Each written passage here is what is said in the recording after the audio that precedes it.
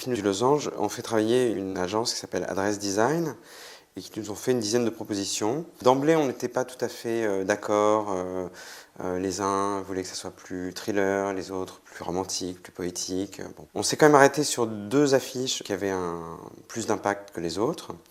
Une qui faisait vraiment thriller, où donc il y a la tête de Franck qui dépasse de l'eau, comme si la tête était coupée, qui est un peu du côté de l'effroi. Et puis une image qui fait aussi assez policier, avec cette surimpression.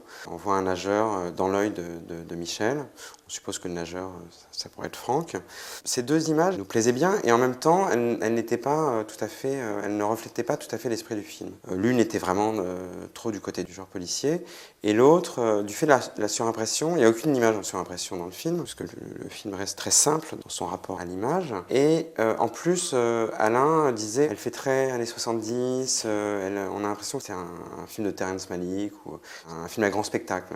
Et au contraire, il y a quelque chose d'intime qui n'est pas rendu. On en a parlé à Adresse Design, et ils nous ont proposé de changer la typo, et on a retravaillé sur une image qui était plus colorée, et avec une typo un peu plus amusante, parce que l'humour aussi qu'il y a dans le film ne transparaissait pas dans leurs deux premières propositions. C'est une proposition sur laquelle on s'est arrêté, mais Alain restait frustré, il disait mais quand même c'est pas le film, c'est pas le film. Et donc j'ai reparlé d'une illustration à Stéphane Ardenti et Jérôme Lescanf, et ils m'ont dit mais c'est difficile, une illustration ça va être très long déjà, et puis nous on n'a pas les moyens de le faire, donc si tu as une idée en tête, fais un rough, et puis on veut bien essayer de considérer l'idée, mais il nous faudrait quelque chose de plus précis. Donc j'ai fait une sorte d'esquisse qui a tout de suite beaucoup plu à Alain, où il y avait en fait, l'idée c'était d'avoir, comme dans les légendes du Christ ou les légendes de Saint François d'Assise, dans les tableaux de Giotto par exemple, d'avoir plusieurs étapes, et en l'occurrence là, plusieurs étapes du récit, c'est-à-dire le baiser entre Franck et Michel,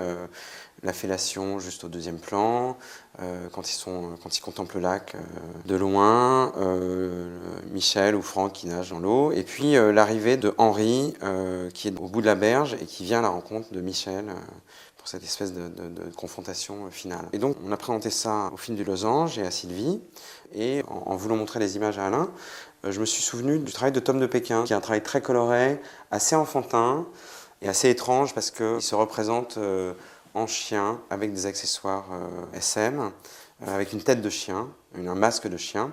Et donc il y a à la fois ce côté riant, ludique, et en même temps ce côté inquiétant, d'autant plus qu'il se représente toujours, lui, en noir et blanc. Donc on présente ça au film du Losange, et qui sont tout de suite réticents en disant non, mais c'est très bien, l'autre affiche est très bien. Le lendemain matin, Sylvie Piala m'appelle en me disant non, mais écoute, si c'est l'envie d'Alain, j'ai l'impression que effectivement, ça peut être plus proche du film.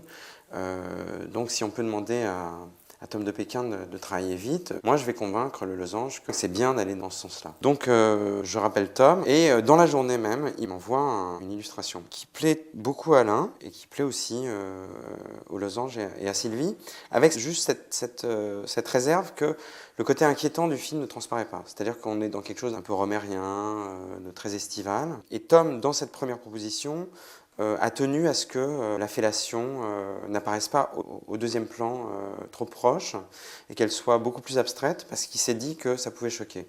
Et effectivement, quand on en a discuté, on s'est dit que c'était bien d'avoir une affiche qui soit un peu abstraite, et où même on ne mette pas en avant l'homosexualité comme quelque chose d'ostentatoire, et que les deux personnages qui s'embrassent au premier plan, on ne sache pas si c'est une fille aux cheveux courts et un garçon, ou deux garçons, que ça reste dans cette idée d'universalité du désir que le film présente, même s'il est ancré dans une situation homosexuelle. Donc sur l'idée que ça soit un peu plus inquiétant, il a tout de suite fait une autre proposition où le personnage de Franck était nu, donc là on voyait davantage que c'était un garçon. Moi je lui suggérais d'avoir la serviette de Pascal Ramière au deuxième plan, mais dans cette deuxième proposition où le ciel était noir, on gagnait avec la végétation, mais la forme du lac était moins simple, toute l'image était moins simple, et on a l'impression qu'on perdait, et puis on perdait aussi là pour le coup l'homosexualité était plus affichée. On est assez vite arrivé à retrouver le climat des illustrations de Tom, où il se représente en noir et blanc. Quand il nous a fait cette proposition, on a trouvé avec Alain que le visage du personnage de Michel était trop réaliste et que pour le coup, il y avait un peu d'obscénité dans le baiser.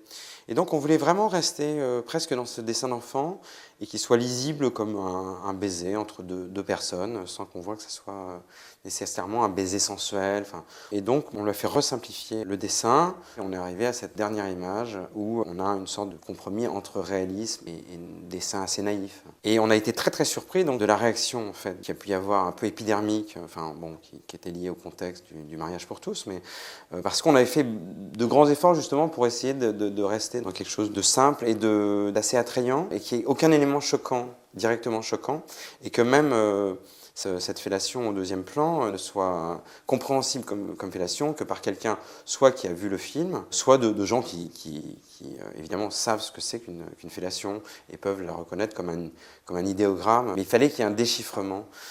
Voilà, c'est pour ça que la réaction un peu outrée de Saint-Cloud et Versailles nous a beaucoup surpris.